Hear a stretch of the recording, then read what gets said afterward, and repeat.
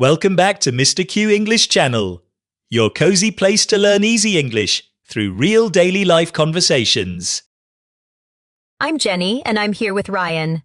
Today is going to be very different and honestly a bit chaotic. That is right, Jenny. We aren't doing the boring I woke up and ate routine today. Nope. Today we're talking about a day that went completely wrong. Everything went sideways.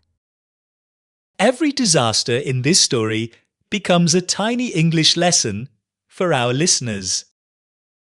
You'll learn phrases that native speakers actually use when they are stressed or late. By the way, this is a B1 level episode, so it is perfect if you are intermediate.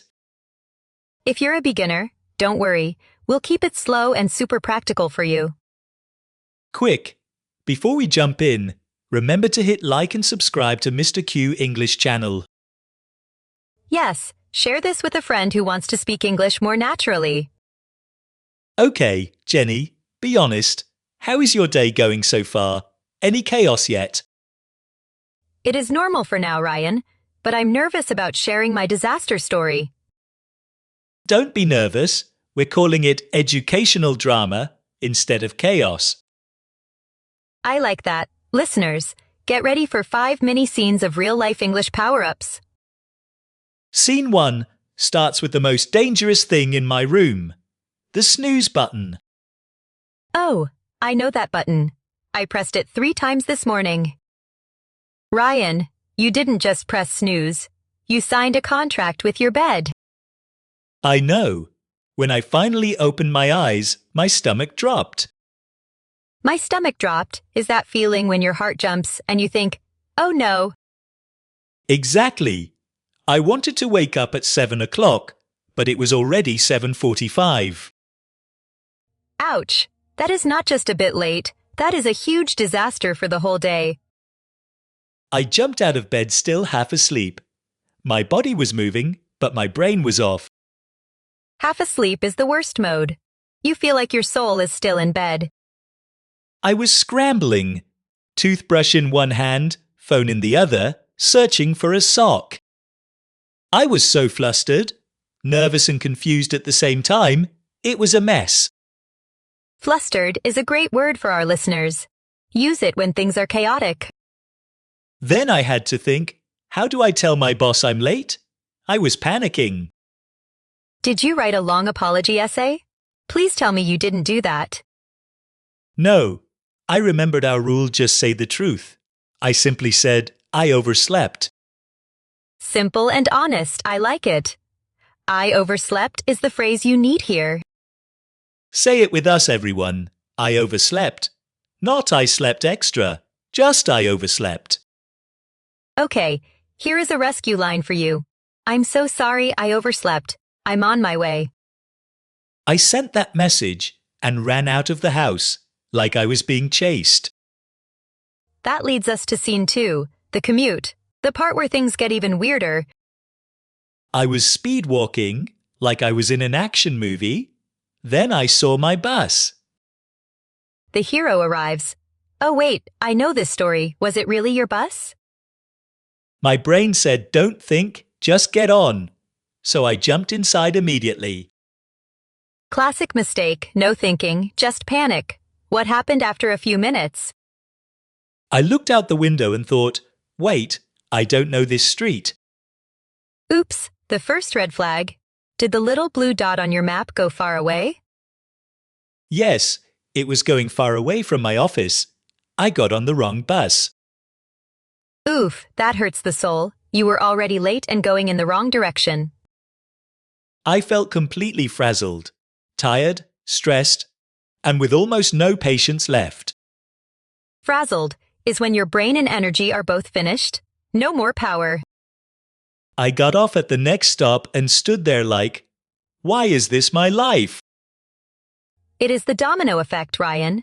One tiny snooze button knocked over everything. Exactly.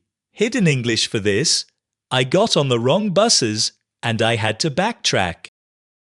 Backtrack means you go back the way you came. The walk of shame, right? Yes, here is your rescue line. I got on the wrong bus. I'm backtracking now. It sounds responsible even if you're not. Let's move to scene 3, the tech meltdown. I finally arrive at the office. I think, all right, the worst is over. And that is when life says, think again. What happened in the meeting? I joined the online meeting and my manager said, Ryan, share your screen. The modern boss sentence. I click share, I start talking, and suddenly, nothing. Oh no, not the freezing screen. Did the faces of your colleagues freeze too? Yes, it froze on me. It became a very expensive, motionless picture. Then I realized my Wi-Fi is acting up. Such a common problem today. Acting up is a supernatural sentence. It means the Wi-Fi is being strange. I was thinking about the repercussions. Would my boss think I'm unprofessional? Repercussions means the negative results that happen after a mistake. I knew I had to sound composed on the call, even if inside I was on fire. Nice word. Composed means keeping a calm voice and a steady face. So, here is the rescue line. My Wi-Fi is acting up and it froze on me. Add this. I'll rejoin in 2 minutes. It sounds clear, polite, and professional. I used that line, restarted my router, and came back feeling like a survivor. But the day isn't over. Scene 4, being overbooked and slammed. I opened my calendar and just stared. Every box was full.